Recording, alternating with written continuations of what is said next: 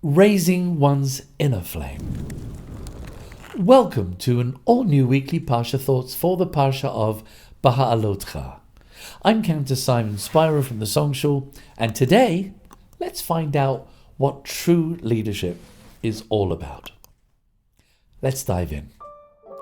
This Parsha opens with a curious phrase. When you raise up B'Ha'alot'cha, the lamps on the menorah. Now, why not simply say, when you light them? Rashi, citing the sages, explains that Aaron, the high priest, was to hold the flame until it could rise on its own. The goal was not merely to ignite the lamp, but to empower it to shine independently, thereby having the ability to illuminate other flames. This idea echoes throughout the Parsha. When Moses feels overwhelmed, God shares his spirit with 70 elders. Leadership in Torah is like a flame that rises. It is even more about enabling others to grow. That same principle appears when Eldad and Medad prophesied. Here's what happens. Moses was overwhelmed with the role of sole leadership of the children of Israel. So, God gives 70 elders of Israel the power of prophecy, thereby helping Moses with the burden of single-handedly guiding the Bnei Yisrael in the Midbar, the wilderness.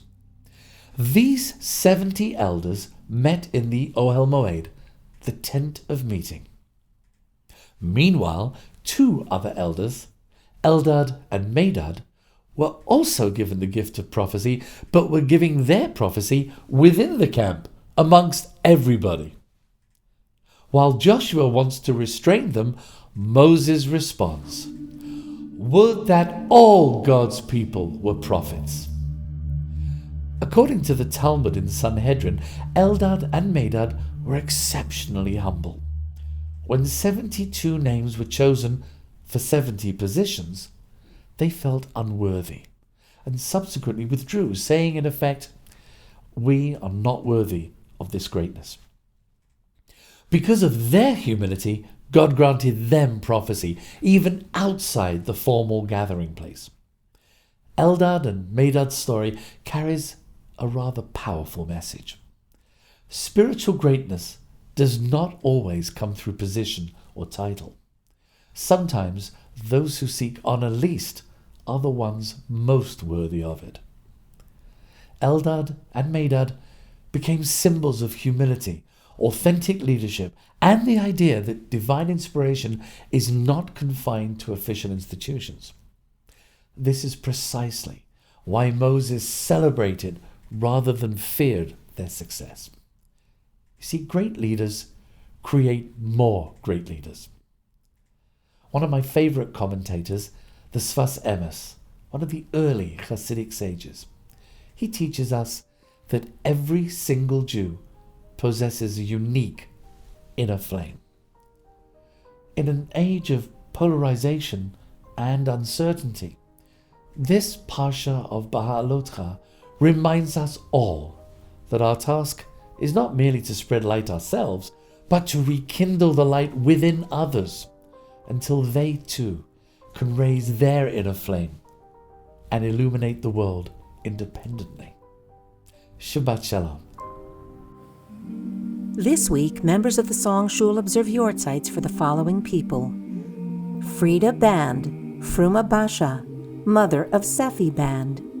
Sarah Bronstein, aunt of Cheryl Kapp. Solomon Solomons, grandfather of Cheryl Kapp.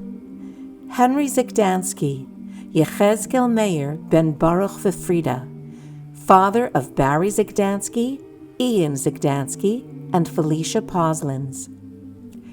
Abe Wiseman, Abraham ben Baruch, father of Phyllis Wiseman. May their memories be for a blessing, and may their neshamot have aliyot at this time. This week we celebrate the birthdays of these members of the Song Shul: Sam Springer, Brian Goodman, Fred Luthood, Sharon Cooper, Abe Gitalis, and Jonathan Weiner. Mazal Tov and Yom Hulelet Sameach to all our social members celebrating birthdays this coming week. And to all our social members commemorating Yortzites for your loved ones, we wish all of you Chaim Aruchim, long life. And may the neshamot of your loved ones have an aliyah at this time. And we all say, Amen. Well, here we are. I want to remind our social members that we have Atrium Shabbat tomorrow morning. Come for the services, stay for the atmosphere, and of course, a fabulous hot Kiddush lunch afterwards. We've also got our final services of the season open to everybody in just 2 weeks' time on June 20th at Bialik.